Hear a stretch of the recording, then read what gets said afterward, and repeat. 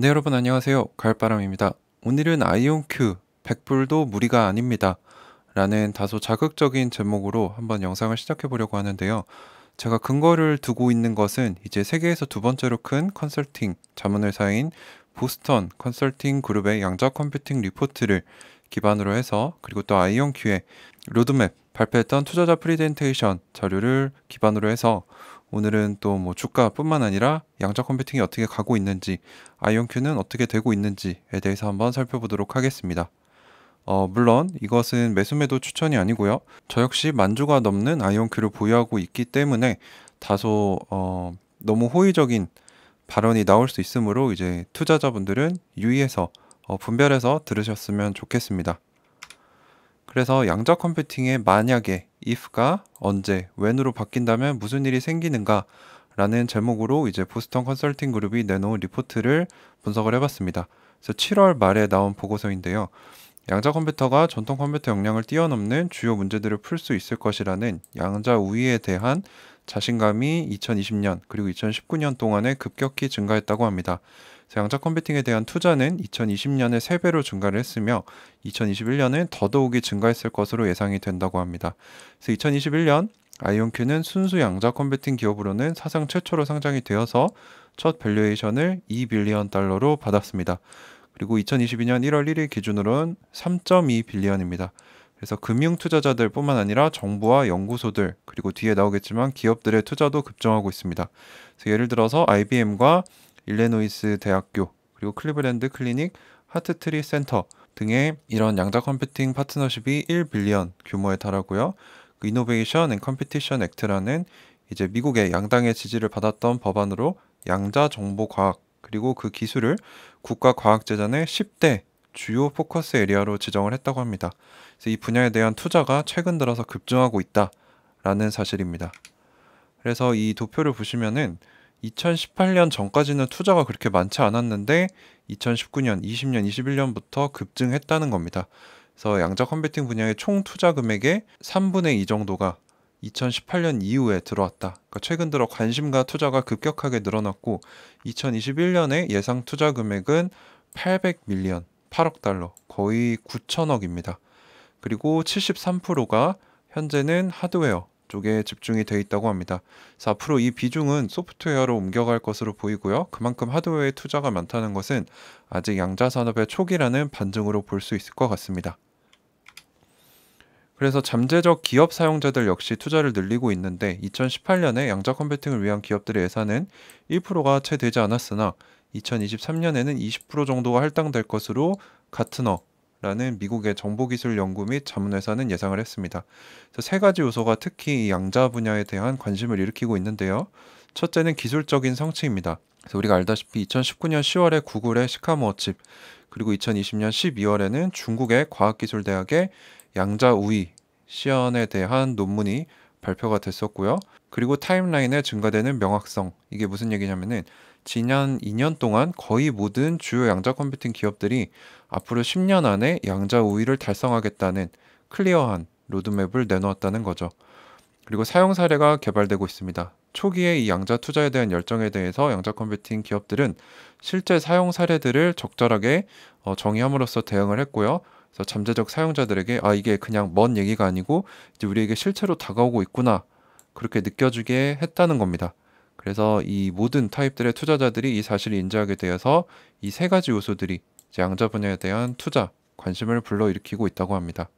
이제 어플리케이션과 유즈 케이스, 이제 사용 사례에 대해 살펴보자면요. 양자 컴퓨터는 우리가 현재 사용하는 전통 컴퓨터를 대체하다기보다는 함께 사용돼서 전통 컴퓨터로는 해결하기 어려운 복잡한 문제를 연산하는 데 사용될 것이다. 그래서 보스턴 컨설팅 그룹은 이제 하이브리드 형태에 대해서 좀 강조를 하고 있습니다. 그래서 하이브리드 장치로 해결할 4가지 주요 계산 문제가 있는데 이 4가지 카테고리에서 분류가 돼서 수백 개의 비즈니스 유즈 케이스가 나올 수 있다는 겁니다. 그래서 여기서 어마어마한 가치가 제공이 될 것인데 이제 BCG, 보스턴 컨설팅 그룹은 양자 컴퓨팅이 차후 15년에서 30년 동안 450빌리언 달러에서 850빌리언 달러의 가치를 만들어낼 것으로 예상을 했습니다. 양자 컴퓨팅 시장이 앞으로 536조에서 1000조가 넘는 규모로 급격하게 성장할 것이라고 예상을 했는데요. 그래서 이 양자 컴퓨팅 주요 기업들이 약속대로 양자 컴퓨팅 기술을 이제 딜리버 한다면 차후 3년에서 5년 동안에는 5빌리언에서 10빌리언의 가치가 발생할 것이다 라고 예상을 했습니다. 그래서 양자 시장 규모가 이제 차후 몇 년 안에 6조에서 12조까지도 커질 수 있다. 그래서 우리가 한번 참고사항으로 제가 계산을 간단하게 해봤는데요. 이건 이제 극히 주관적인 것이므로 참고만 하셨으면 좋겠습니다. 3년 후 2025년 양자 컴퓨팅 시장 사이즈가 6조 원이 된다면 아이온큐가 이제 선도 업체이기 때문에 보수적으로 한 20% 정도만 가져간다고 봐도 매출은 이제 6조 원에 20%를 곱하면 1.2조 원 정도가 되겠죠. 그리고 이제 매출 대비 시가총액 멀티플을 한 20배 정도 준다고 쳤을 때 시가총액은 24조가 될 겁니다. 그래서 달러로 환산을 해보면 20빌리언입니다. 근데 현재 최근 시가총액이 3빌리언 정도 됩니다. 3빌리언대 초반이죠.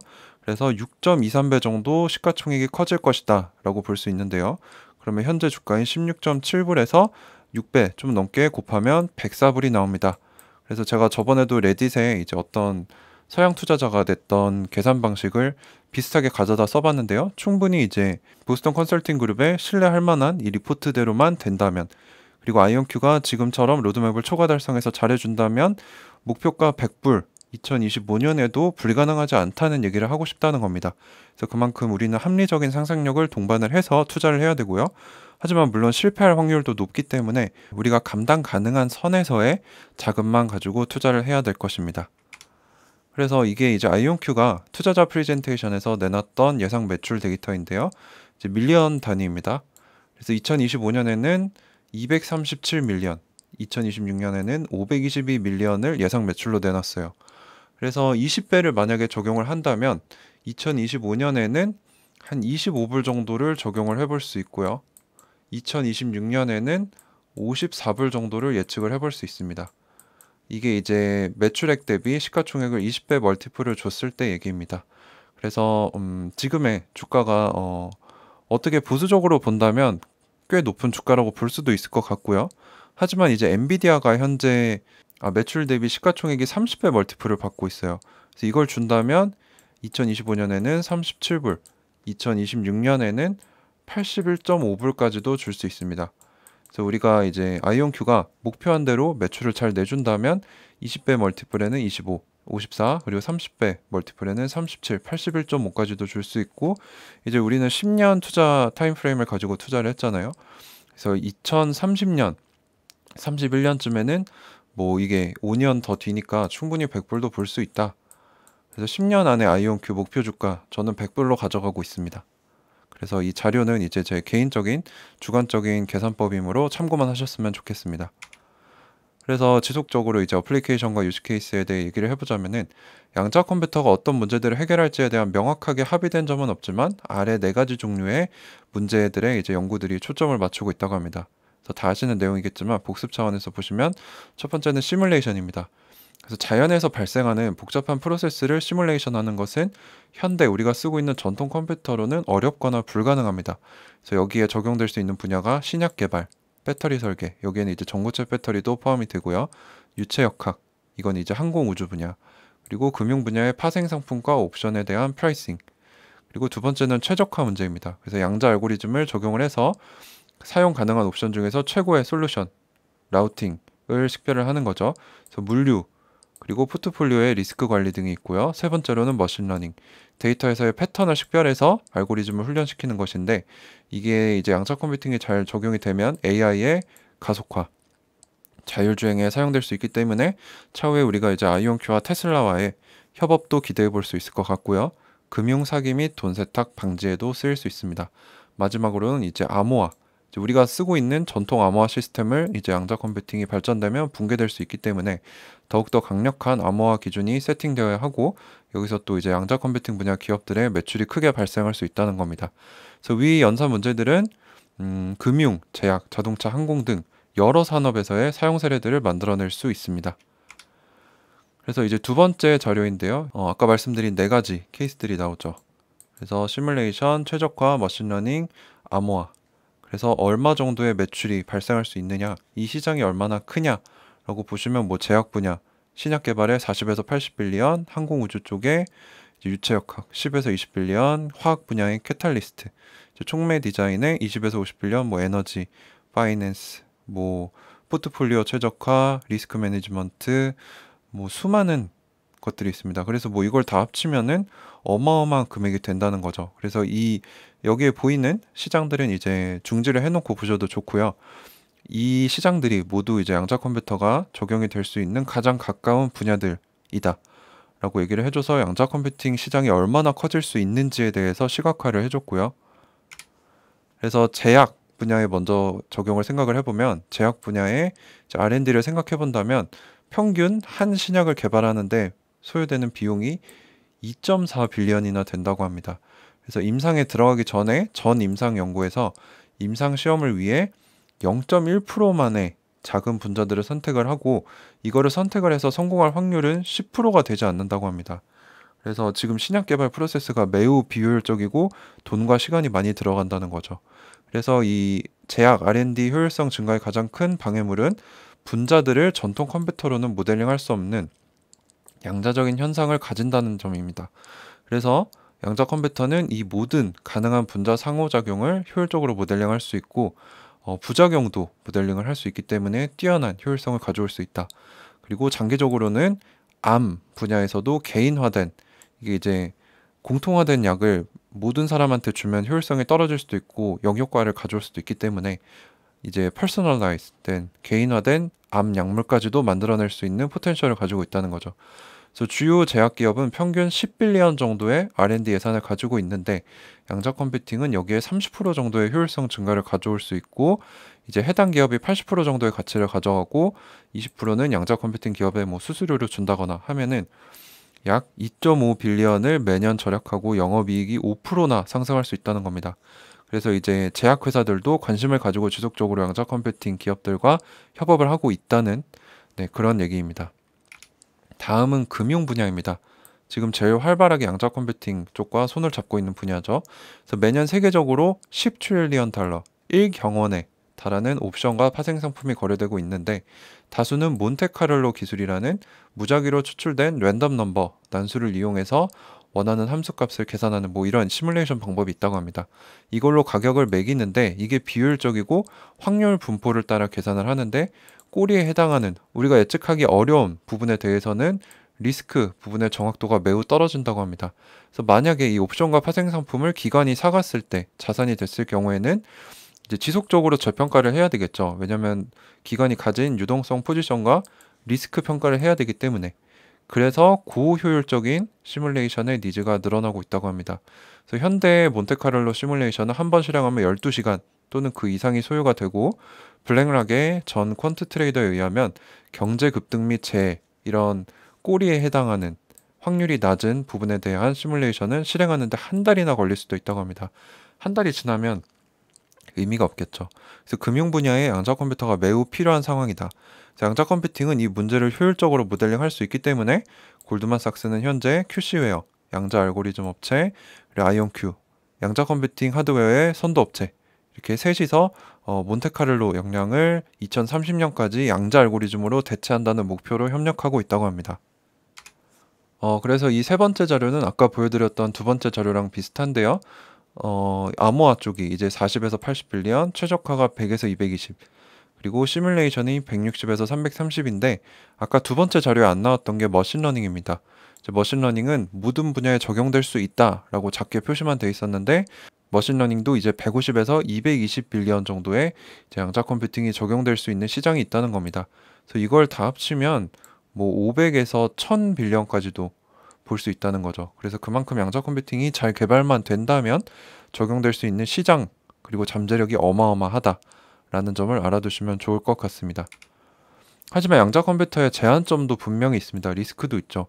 그래서 뭐 산술과 같은 기본적인 계산 유형에서는 고전적인 컴퓨터에 비해 불리합니다.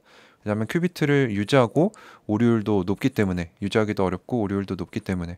그래서 양자 컴퓨터는 혼자 사용되기보다는 전통 컴퓨터와 함께 사용되는 하이브리드 형태로서 사용될 것이며, 명령어를 실행하는 것, 영화 스트리밍 같은 거는 전통 컴퓨터에서 돌아가고, 이제 복잡한 연산, 최적화 문제 같은 거는 이제 양자 컴퓨터를 활용을 해서 이제 하이브리드 형태로 간다는 건데, 이제 얼마 전에 델과 아이온큐가 이 하이브리드 컴퓨팅에 대해서 협약을 발표를 했죠. 그리고 이제 Q2B 행사에서 부스에 직접 찾아갔더니 이제 이 하이브리드 머신이 나오는 게 조사 단계가 아니고 검증 단계가 아니고 이제 곧 상용화를 앞두고 있다라는 이제 컨퍼메이션을 받았죠. 그래서 이제 아이온큐도 이쪽에 이미 대응을 해서 하이브리드 컴퓨팅 쪽 머니 파이프라인이 조만간 개설이 되지 않을까라는 기대를 하고 있고요. 큐비트는 신뢰도가 떨어지기 때문에 수천 개의 에러 수정 큐비트가 필요하며 큐비트 제조면에서도 주변 소음이나 환경에 민감하기 때문에 어렵다. 그래서 예를 들어서 초전도체 큐비트는 초저온을 필요로 한다. 그리고 컴퓨터의 에너지 소비에 대한 걱정, 기후변화에 대한 영향에 대한 걱정이 일어나고 있기 때문에 현재 양자 컴퓨터가 지금은 전력 소모가 적다고 합니다. 왜냐하면 환경과의 큐비트 상호작용을 줄이기 위해서 조금 조심스럽게 테스팅을 하고 있다는 거죠. 그래서 뭐 지금 현재 초전도체 방식 같은 경우는 양자 장치 본체보다 외부에 있는 제어 장치, 이제 냉각기가 훨씬 더 많은 전력을 소비하고 있다고 합니다. 그래서 구글의 시카모 같은 경우는 200초 동안 몇 킬로와트를 소비를 하였는데 슈퍼컴퓨터는 그것의 1000배 단위인 메가와트 단위로 소비를 하고 있다는 거죠. 그래서 참고적으로 이제 우리나라 1인당 전력 소비량은 10,000 킬로와트 정도가 돼요. 10 메가와트인데 이제 슈퍼컴퓨터 한 개가 돌리는 것과 비슷하다는 거죠. 그래서 만약에 양자 컴퓨터가 발전이 된다면 이 정도로 많은 전력을 소비하게 된다면 상용화가 어려울 수도 있다. 그래서 여기서 우리가 알 수 있는 점은 아이온큐는 초전도체가 아니죠. 이온 트랩 방식으로 초저온을 필요로 하지 않습니다. 광학장치, 레이저로 이제 상온에서 작동이 가능하고요.